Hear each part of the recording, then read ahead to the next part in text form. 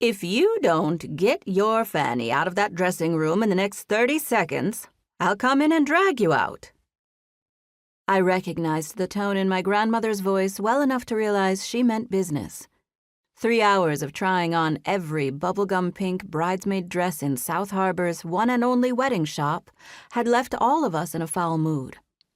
I took one last look at my reflection in the mirror and resigned myself to my fate.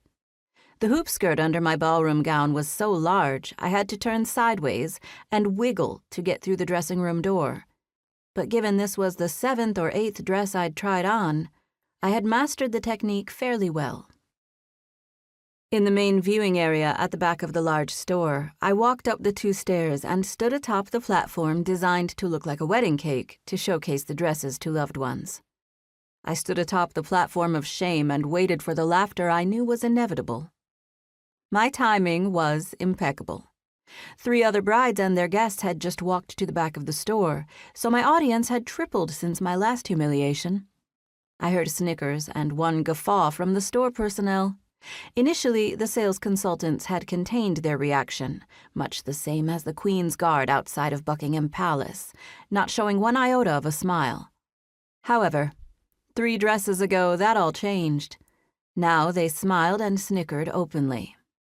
My grandmother, Nana Jo, and my mother, the impending bride and source of my current embarrassment, sat on a comfy sofa sipping champagne. Nana Jo had just taken a sip when she looked up and saw my latest ensemble.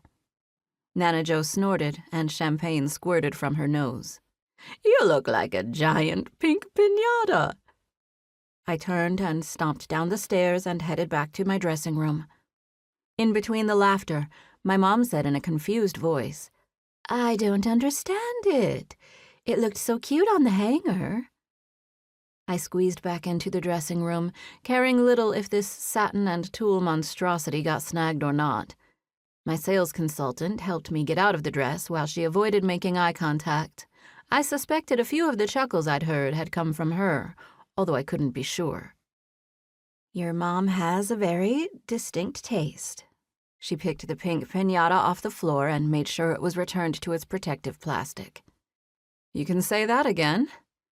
I took a drink from the glass of champagne she'd snagged for me after I'd walked out in a hot pink version of the velvet draperies Scarlett O'Hara had fashioned into a ball gown in Gone with the Wind. "How many more?"